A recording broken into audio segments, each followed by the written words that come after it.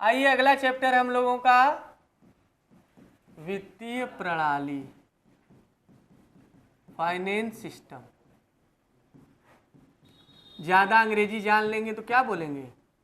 Finance system. हाँ, finance. और ज़्यादा जान जाएंगे तब फिन खाली बोलेंगे। हाँ, फिन सिन बोल देंगे, जान जाएगा। फिनांशियल सिस्टम है। अपने कॉलेज में बोले तो सर कि पॉलिटी क्लास चलता है, सारा कौन पॉलिटी क्या होता है? फिर हम क्या पूछ रहे थे, बोले पॉलिटिकल क्या होता है। आइए, पूरा बताना पड़ा। वित्तीय प्रणाली जो है, पूरा फाइनेंशियल सिस्टम दो भागों में बटा हुआ है। ध्यान समझिएगा, जो पैसा लेन देन होता है वो दो पार्ट में बटा हुआ है पूरा बाजार। एक है आपका मुद्रा बाजार यानी मनी मार्केट, जिसको हम लोग पढ़ रहे थे, मनी मार्केट। और दूसरा है पूंजी बाजार, कैपिटल मार्केट। ध्यान समझिएगा,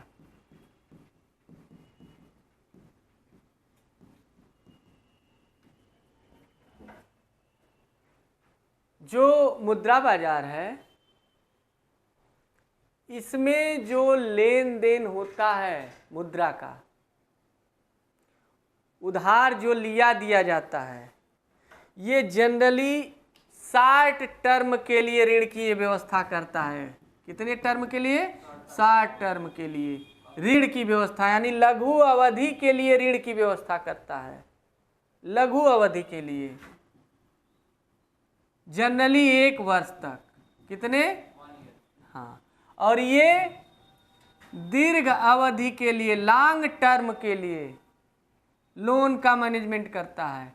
तो दीर्घ अवधि के लिए ऋण की व्यवस्था करता है। दीर्घ अवधि के लिए, दीर्घ अवधि के लिए ऋण की व्यवस्था करता है ना। इसमें हालांकि आप लोग जितने बैंक पढ़ते हैं सारे बैंक इसी में आएंगे। ज़्यादातर जो मुद्रा का व्यापार करते हैं, मुद्रा लेते हैं, मुद्रा देते हैं। तो इसमें अभी डिटेल में तो हम पढ़ाएंगे। ये जो मुद्रा बाजार है इसमें बैंक है, और बैंक दो क्षेत्रों में बटे हैं। एक संगठित क्षेत्र होता है और एक असंगठित, यानी बैंक भी दो हैं, एक संगठित बैंक और एक असंगठित।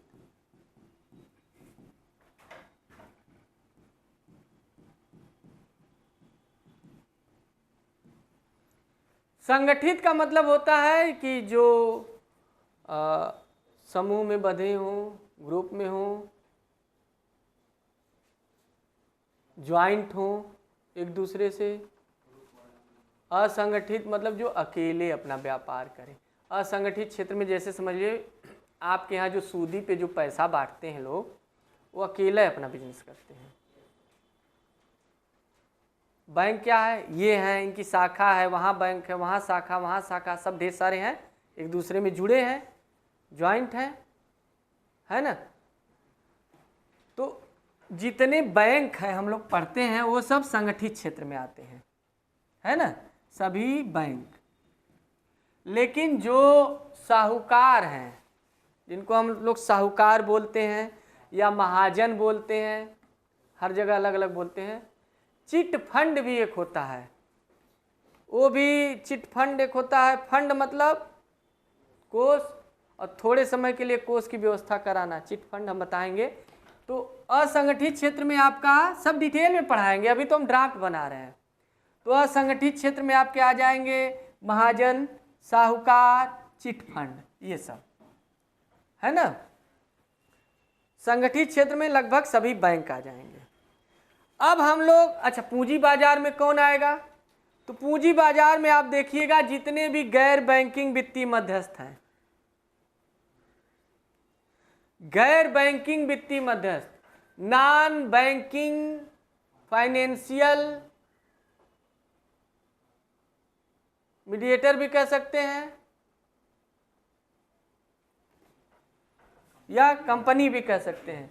Non banking financial company, NBFC जिन्हें बोला जाता है, यानी गैर बैंकिंग वित्तीय मध्यस्थ। गैर बैंकिंग वित्तीय मध्यस्थ ये सब पूंजी बाजार में आ जाएंगे। नाम से समझिए, अभी हम डिटेल में पूरा बताएंगे कि गैर बैंकिंग वित्तीय मध्यस्थ क्या होता है। देखिए, ये तो बैंक है, आई क्या है, गैर बैंकिंग, यानी बैंकिंग का काम नहीं करते हैं। बैंकिंग में आप क्या करते हैं, आप पैसा डालते हैं, सुबह डाले, मन किया शाम को निकाले, कल निकाले। लेकिन इसमें जब पैसा डाल देंगे ना, तो आप सोचे कि कल निकालने, परसों कुछ नहीं। आप कभी LIC कराए हैं, पैसा दिए हैं, कोई भी कराया होगा, पैसा देता है और उसको पैसा मिलेगा, लेकिन आपके मन से नहीं मिलेगा कि कल है जाके ले लें, परसों में ले लें। हाँ, वो भी तो पैसा लेके पैसा दे रहे हैं। LIC आप करवा रहे हैं तो पैसा तो ले रहे हैं। आप चाहे जिस तरह की पॉलिसी लीजिए, महीने महीने जमा करिए या इकट्ठे जमा करिए या 6-6 महीने पे जमा करिए, जैसी पॉलिसी लिए हैं, और इकट्ठे बाद में मिलेगा।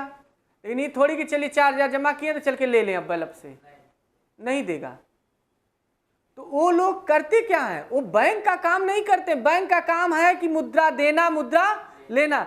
ये नहीं, ये गैर बैंकिंग है, नॉन बैंकिंग फाइनेंस सेक्टर है, ये नॉन बैंकिंग फाइनेंस कंपनी है। ये पैसा लेते हैं लेकिन वो रखे रहते हैं, आपके हिसाब से आपको पैसा नहीं देंगे।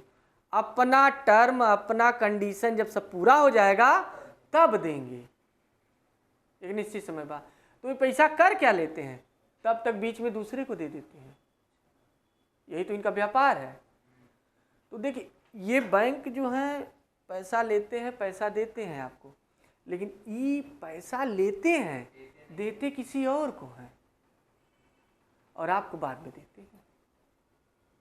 ये दूसरे के लिए मध्यस्थ का काम कर रहे हैं। जैसे समझिए, LIC जो है ना, ये एक बैंक है, मतलब एक उद्योग है। मान लीजिए रिलायंस को पैसा चाहिए तो LIC के पास आएगा, लेकिन LIC कहेगा घबराइए नहीं, हम जनता को जानते हैं, इनसे पॉलिसी अब निकलवाएंगे, दनादन पैसा देंगे, अभी आपको हम दे देंगे।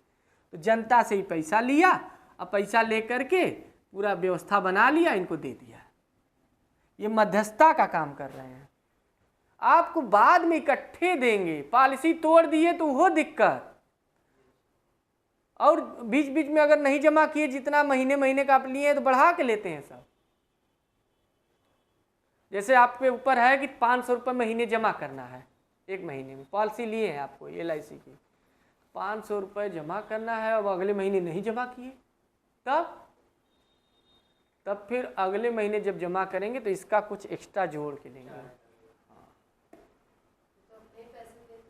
तो कहने का मतलब है कि आप तो यहाँ बैंक में क्या करते हैं, जब चाहे तब निकाल सकते हैं ना, यहाँ नहीं निकाल सकते। इसको हम डिटेल में अभी बताएंगे, पूरा दिमाग खुल जाएगा आपका। यहाँ बस इतना ध्यान रखिए कि जितने NBFC हैं, जैसे LIC अभी हम बोले, वो NBFC है, भारतीय जीवन बीमा निगम। वो पूंजी जुटाता है। देखिए, एक दिन के लिए, 2 दिन के लिए नहीं लेता है, उधार देता है, लंबी अवधि के लिए उधार देता है, जिसको भी चाहिए, दीर्घ अवधि के लिए। वही तो मुनाफा है उसका। IDBI है, ICICI भी इसमें आ जाता है, IFC जो हम पीछे बताए थे, SFC बताए थे, IDBI बताए थे, LIC है, UTI है, सब डिटेल में पढ़ाएंगे। UTI, LIC ये सब यही है जो दीर्घ वित्त की व्यवस्था करते हैं। ये सब NBFC हैं, बैंक का काम नहीं करते, नॉन बैंकिंग है, यही बैंकिंग है। ठीक, तो बैंक कौन कौन से हैं इसको हम लोग देख लेते हैं। बैंकों को हम, ये जो बैंकिंग है, संगठित बैंक, ये कई भागों में बटा है। संगठित बैंक को हम कई भागों में बांट देते हैं। जैसे आप देखेंगे, सबसे पहले व्यापारिक बैंक, व्यापारिक बैंक कमर्शियल बैंक बोलते हैं। व्यापारिक बैंक ये 2 प्रकार के होते हैं, एक अनुसूचित और एक गैर अनुसूचित। अनुसूचित मतलब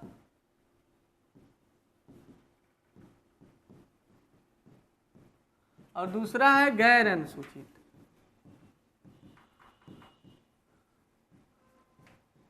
ध्यान से देखिएगा, अनुसूचित बैंक, शेड्यूल बैंक, यानी वे बैंक जो आरबीआई के यहाँ ये लोग रजिस्ट्रेशन कराते हैं ना, रजिस्ट्रेशन जब कराते हैं तो उसके यहाँ दूसरी अनुसूची में अगर इनका नाम दर्ज हो गया, किस अनुसूची में, दूसरी अनुसूची में अगर ये अपना नाम दर्ज करवा लिए तो उसे अनुसूचित बैंक कहते हैं। यानी सेकेंड शेड्यूल में अगर इन्होंने अपना नाम नॉमिनेट करा लिया तो वो बैंक क्या बन गया, शेड्यूल बैंक, उसे अनुसूचित बैंक कहते हैं। और जो लोग दूसरी अनुसूची में सेकेंड शेड्यूल में नाम नॉमिनेट नहीं हुआ उनका नाम, तो वो गैर अनुसूचित बैंक में आते हैं, है ना।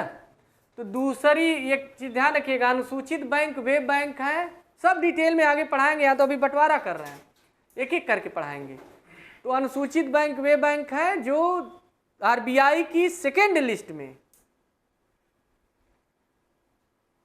नाम दर्ज होता है, वो अनुसूचित बैंक। जिनका दर्ज नहीं है, आप अपना नाम चेक कर लीजिएगा बैंक का, अगर वहां दर्ज नहीं होगा तो गैर अनुसूचित है।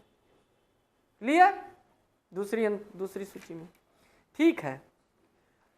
तो ये तो मान लीजिए एक व्यापारिक बैंक हो गया। एक और है, कृषि बैंक भी होते हैं, कृषि के लिए बैंक होते हैं। देखिए बैंकों की भी कैटेगरी बनी है, एग्रीकल्चर बैंक। नाबार्ड क्या है, सही से बताइएगा, सोच के बताइएगा। एग्रीकल्चर बैंक है कि नहीं, लास्ट में आता है ना national bank, bank for agriculture and rural bank, है कि नहीं। तो नाबार्ड, आरआरबी हम पढ़ाएंगे, खेती के लिए देता है, रूरल रीजनल रूरल बैंक, क्षेत्रीय ग्रामीण बैंक, आरआरबी, ये भी हम पढ़ाएंगे, क्षेत्रीय ग्रामीण बैंक। भूमि विकास बैंक, लैंड डेवलपमेंट बैंक, भूमि विकास बैंक, ये भी बताएंगे। एएफसी, कृषि वित्त कारपोरेशन, एग्रीकल्चर फाइनेंस कारपोरेशन, कृषि वित्त निगम, ये सब क्या है, कृषि के लिए ऋण की व्यवस्था करते हैं, तो कृषि से संबंधित बैंक है। अच्छा, औद्योगिक बैंक भी आप लोगों ने देखा, एक बंटवारा वो भी हो जाता है, इंडस्ट्रियल बैंक। औद्योगिक बैंक आप लोग देखे थे ना अभी, इंडस्ट्रियल बैंक, जैसे आईडीबीआई देखे थे, सिडबी देखे थे, सिडबी देखे थे, नहीं देखे थे।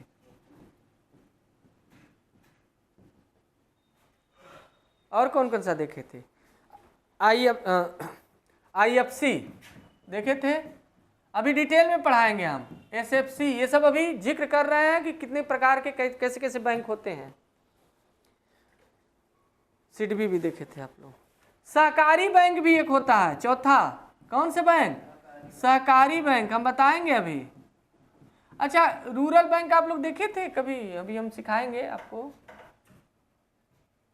ये जो रूरल बैंक लिखे थे हम, कहाँ गया ये, काशी ग्रामीण बैंक, नाम सुने, काशी गोमती ग्रामीण बैंक, नाम सुने, ये यही तो है।